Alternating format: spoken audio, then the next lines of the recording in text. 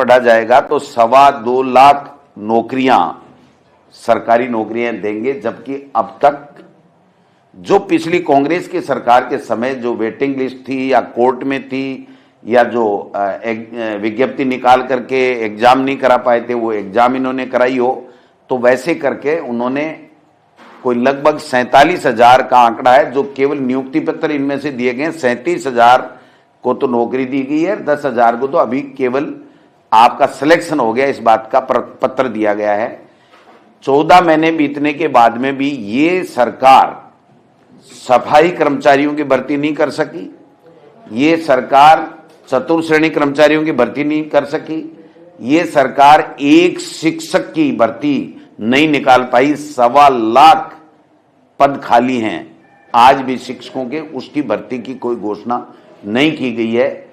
मैं समझता हूं कि अभी सरकार ने कुछ दिन पहले एक विज्ञापन दिया था कि 80,000 हम अगली साल में नियुक्तियां देंगे।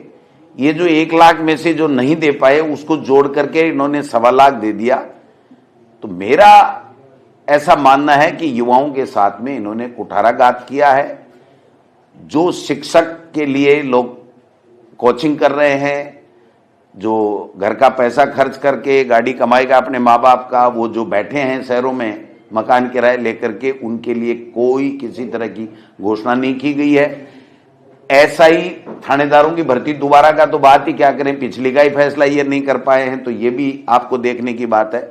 एक बड़ी घोषणा जो सरकार बता रही है अपने आप में कि जो 100 यूनिट बिजली कांग्रेस के सरकार के समय घरेलू बिजली मुफ्त मिलती थी या माफ किया गया था उनका बिल, और 12,000 रुपये कृषि के किसान के लिए किया गया था। अब किसान का जो नया कनेक्शन है जो हमारी सरकार के बाद में आया, उसको तो कोई लाभ मिलने का कोई सवाल ही नहीं है, आगे कनेक्शन देंगे उसका कोई सवाल ही नहीं है। घरेलू में भी इन्होंने एक पेच डाला है कि हम इसको बंद करेंगे, और पीएम सूर्य घर कोई योजना है जो प्रधानमंत्री जी की योजना बता रहे हैं कि सोलर हम लोगों के घरों में लगाएंगे। ये बड़ा खेल है सोलर का, प्रधानमंत्री जी इसमें माहिर हैं। पहले हमारी जमीनों को आवंटित किया गया, सोलर के नाम से एमओयू किए गए, रिसर्जेंट राजस्थान की बातें की गई, और उसके बाद में ये जो अभी राइजिंग राजस्थान का इन्होंने किया गया, इसमें जमीनें दी गई, वो सोलर यहाँ पैदा करेंगे। और उसके बाद में सोलर के लिए 150 यूनिट तक इन्होंने कहा है, वो जिसके घर पे भी मिलेगा उसकी 90% सब्सिडी, लागत का 90% के लगभग का जो अनुमान है वो सब्सिडी, वो जो सोलर अडानी अंबानी या जो भी बड़े औद्योगिक घराने जो हमारी जमीन में से लेकर के जाएंगे उनको सब्सिडी मिलेगी। यानी गरीब की चिंता नहीं है, उनकी चिंता है जिनके बड़े लोगों के, बड़े उद्योगपतियों के घर बढ़ने हैं, जमीन मुफ्त हमारी और सब्सिडी उनको मिलेगी। मैं तो समझता हूं कि जब उनको आप सब्सिडी दे रहे हो, उससे बढ़िया तो इस किसान का बिजली घर की और कृषि की माफी कर देनी चाहिए थी, लेकिन नहीं किया गया। प्रधानमंत्री जी ने हमसे वादा किया था चुनाव के दौरान कि हम लोग हरियाणा और इसका पेट्रोल बराबर कर देंगे, तो आज भी 10 रुपये से ज्यादा है, उसकी कोई बात नहीं की गई है। मैं समझता हूं कि सामाजिक सुरक्षा के नाम से इन्होंने प्रदेश के जो वंचित वर्ग है, पिछड़ा वर्ग है, वृद्ध हैं, उनके साथ धोखा किया गया है। हमारी सरकार में 15% जो है वो बढ़ोतरी की बात थी, इन्होंने तो 5% भी मुश्किल से की होगी। कभी कह रहे हैं कि बच्चों को आंगनबाड़ियों में और उसमें दूध मिलेगा, और पहले 3 दिन था 5 दिन मिलेगा। 55 करोड़ या 60 करोड़ के लगभग पिछले बजट में प्रावधान था, 1 रुपया खर्च नहीं हुआ, और अब आगे भी ये क्या करेंगे मेरे समझ से परे है। यमुना जल के नाम से सबसे बड़ा छल राजस्थान के शेखावाटी के लोगों के साथ में किया जा रहा है। एक शब्द भी यमुना जल के बारे में इन्होंने नहीं बोला, डीपीआर बनी नहीं, पैसे का कोई प्रावधान नहीं, केवल होर्डिंग लगवा लिए और भागीरथ बन करके घूम रहे हैं। मैं समझता हूं कि शेखावाटी के लोग इस यमुना जल के नाम से जो छल कर रही है भाजपा की सरकार, उसको बख्शेंगे नहीं, समय आने के ऊपर हिसाब चूकता करेंगे। ईआरसीपी, पीकेसी, रामजल सेतु, कई बातें इन्होंने की हैं, नाम चेंज कर दिए। अभी कह रहे हैं कि साहब 12,000 करोड़ हमने दे दिए थे, वो कांग्रेस की सरकार के समय की स्वीकृतियां हैं, इनका एक देला नहीं है, उसका काम भी अभी पूरा हुआ नहीं है। 9,300 करोड़ की ये लोग बात कर रहे हैं। 9,300 करोड़ में अलवर, झालावाड़ और भरतपुर, ये 3 लोग पैसे ले जाएंगे और उसके बाद में जो पानी हमको मिलना चाहिए था उससे 200 एमसीएम पानी कम मिलेगा, और वो जितना पानी मिलेगा वो 3 जगह ले जाएंगे, बाकी के जिले सिंचाई छोड़ दीजिए, पानी पीने का भी उनको नहीं मिलेगा। ये हम लोग जब बजट भाषण होगा तो हम लोग मुख्यमंत्री जी से मांग करेंगे कि आप बताइए कि ये क्या खेला हो रहा है। केंद्रीय मंत्री जो यादव साहब हैं अलवर से, उन्होंने अपने हिसाब से सेट कर लिया, रोडों के पैसे 200 करोड़ से ज्यादा ले गए और इससे पीकेसी का पैसा ले गए। और वसुंधरा जी ने भी अब की बार फोटो वोटो खिंचाई थी प्रधानमंत्री जी के साथ, तो उनको भी थोड़ा बहुत झालावाड़ में भी इसका हिस्सा मिला, क्योंकि उनकी तो ये योजना थी, वो नाम ही खत्म कर दिया, वो अलग बात है। तो मैं समझता हूं कि कुछ मुख्यमंत्री जी ने अपने प्रभाव का इस्तेमाल किया, लेकिन बाकी जिलों को इस पीकेसी से 1 एमसीएम पानी भी नहीं मिलेगा, 1 बूंद भी पानी की नहीं मिलने वाली है, क्योंकि जब ये इंफ्रास्ट्रक्चर डेवलप कर लेंगे और वहां पानी जाएगा तो इतना ही मिलेगा। ये बार बार कह रहे हैं हमने वो बढ़ा दिया, रिसाइकलिंग की कोई व्यवस्था पानी की हिंदुस्तान में आज की तारीख में है ही नहीं, ये सब झूठी बातें हैं। पहला जो एमओयू था या जो हमारा समझौता था मध्य प्रदेश से, उससे 200 एमसीएम पानी हमको कम मिलेगा, और उसमें भी पारदर्शिता नहीं है पानी देने में भी दादागिरी है, अपने प्रभाव का दुरुपयोग है, और कुछ 2, 3, 4 नेता ले जाएंगे और उसके बाद में बाकी जनता पिसती रहेगी, पानी के लिए हाहाकार करती रहेगी। ये मैं निवेदन करना चाहता हूं। पिछले बजट का 40% भी पालना पूरी सी ये लोग बात कर नहीं पाए। अगर मैं नमूना गिनाने लगूंगा तो मेरे पास बहुत हैं। आप जयपुर में झालाने में forest and wild life training का मैनेजमेंट का इंस्टीट्यूट की काम की बात कर रहे थे। कोटपुतली बहरौल में 3 ग्रीनफील्ड एक्सप्रेस के लिए डीपीआर की बनाने की बात की थी। 100 करोड़ हमारे खाटू में पैसे लगाने की बात की थी। अलवर में सरिस्का का इको सेंसिटिव जोन घोषित करने की बात की थी, जो नहीं हो पाया।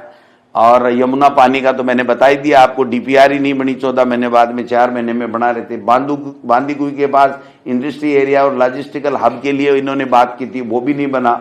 और डूंगरपुर में आदिवासी महापुर ब्रांड स्मारक, भील स्मारक बनाने की घोषणा की बात थी 25 करोड़ से, वो भी नहीं हुआ। अभी जो 100 करोड़ की इन्होंने जो बात की है, देश के प्रधानमंत्री आए थे और हमने मांग की थी, और उन्होंने ये कहा था कि मैं तीनों सरकारों से बात करूंगा और हम लोग इसको ये करेंगे। तो हमारी सरकार में मुख्यमंत्री अशोक गहलोत जी ने उस टाइम 100 करोड़ रुपए खर्च करने की घोषणा की थी, इसलिए इनकी मजबूरी बन गई। बाकी आज देश के प्रधानमंत्री, गुजरात उनका, एमपी उनका, राजस्थान उनका, तो उसके आदिवासियों के लिए जो बेणेश्वर धाम में या वहां पर जो मानगढ़ धाम में इनको जो बनाने की ऐतिहासिक स्थल बनाने के पैसे खर्च करके करने की बात थी, वो तो हवाई हो गई। तो मैं समझता हूं कि निमराना लिंक रोड की घोषणा खैरतल तिजारा में हुई थी, वो नहीं हुआ। प्रतापगढ़ में 132 केवीजीएस, मैं 100 गिना सकता हूं इनकी बातें। दूसरी बात मैं ये कहना चाहता हूं कि इन्होंने कहा कि ये 8 जिलों के लिए हम 1000 करोड़ रुपए दे रहे हैं। क्या होगा भाई, ऊंट के मुंह में जीरे वाली बात है, 1 रुपए की बात नहीं है। इंफ्रास्ट्रक्चर, और आप देखिए 50 स्कूलें खोलेंगे और 100 स्कूलें सीनियर करेंगे। ये कोई स्कूलें हैं? कॉलेज 5-7 की घोषणा की है, सीएससी पीएससी 10-5 की घोषणा की है, डिस्ट्रिक्ट हॉस्पिटल 1 नहीं है, उपजिला 1 नहीं है, 2-3 ट्रोमा की बात की है। तो न स्कूल है, न अस्पताल है, न कोई मिसिंग लिंक है, सड़कें हैं, न आपके पास में बेरोजगारों के लिए नौकरियां हैं, न उनके लिए कोई रोजगार के साधन उपलब्ध कराने के लिए कोई इस तरीके का कोई विजन आप प्रस्तुत करते, वो बात भी आपके पास में नहीं है। तो ये सारी की सारी चीजें, एक और उन्होंने बहुत बड़ी घोषणा की है, उसके ऊपर मैं धन्यवाद देना चाहूंगा मुख्यमंत्री जी को और दिया कुमारी जी को। इन्होंने कहा कि एमएलए लेड से आप 10 लाख रुपए खर्च कर सकते हो एक कमरा बनाने के लिए प्रत्येक विधायक। तो भाई साहब एमएलए लेड हमारा है, इसमें आपका क्या आंकड़ा लगा, आपका तो देला लगा नहीं। हम 5 करोड़ रुपए जिसको एमएलए लेड मिला हुआ है उसको सुझाव दे रहे हैं कि 10 लाख रुपए तुम इसमें से खर्च। यानी कहने का मतलब यह है कि एमएलए लेड में 10 लाख रुपए तक आप वहां पर जन सुनवाई केंद्र, विधायक जन सुनवाई केंद्र के लिए एक कमरा बना सकते हो। तो ये कोई घोषणा है? इसमें आपका क्या लगा? 1 रुपए आपका नहीं लगा। ये तो एमएलए लेड में उसको एक गाइडलाइन में संशोधन करना था कि ये नाम भी ऐड किया जाता है कि और कामों के साथ साथ में आप एक भवन भी बना सकते हो, जन सुनवाई केंद्र, विधायक जन सुनवाई केंद्र बना सकते हो।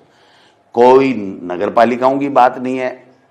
नगर मंत्री जी, यूडीएच मंत्री जी कह रहे हैं हम एक स्टेट, एक इलेक्शन और पता नहीं क्या क्या कर देंगे, नवंबर में सब कुछ फाड़-झाड़ कर देंगे। आज तो बोले ही नहीं, कोई बात ही नहीं की। वरना उनको बात आनी चाहिए थी उसमें, जो भी बजट नए के लिए, नगर पालिकाओं के लिए और के लिए, ये ग्राम पंचायतों का पुनर्सीमांकन कर रहे हैं। आप बताइए, पुनर्सीमांकन करेंगे तो ग्राम पंचायतों के लिए, भवनों के और के लिए कोई बजट तो चाहिएगा। तो बजट कुछ भी नहीं है, घुमा के बातें कही गई हैं। पूरे प्रदेश की नौजवान, पूरे प्रदेश का पिछड़ा, दलित, आदिवासी, महिलाएं, सब के सब निराश हैं इससे। किसी को कोई इन्होंने देने का काम नहीं किया। केवल वही बातें जो कुछ बातें तो इसमें वो भी हैं जो हमारे समय में बजट में हमने उल्लेखित की थी, फिर सरकार नहीं रही तो 10-5% नहीं कर पाए थे। कुछ जो पिछले बजट की हैं आधी से ज्यादा, तो वही बातें की गई हैं। तो मैं समझता हूं कि ये सारा का सारा केवल आंकड़ों का मायाजाल है। अब वही चेहरे हैं, वही बातें हैं, वही सिस्टम है। अब इनका तो केवल वो थपथपी है जो थपा थपा के मोच यहाँ जो है दर्द कर लिया इन्होंने जॉइंट में। Thank you.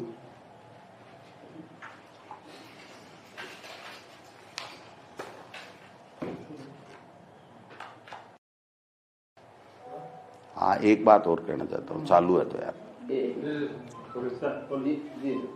इन्होंने 50,000 कृषि कनेक्शन की बात कही है।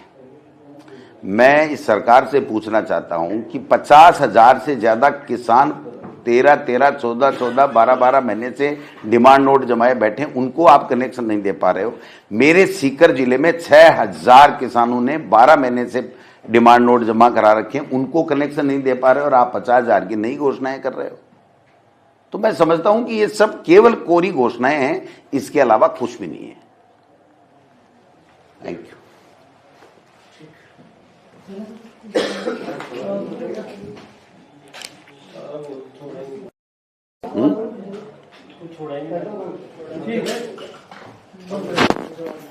छोड़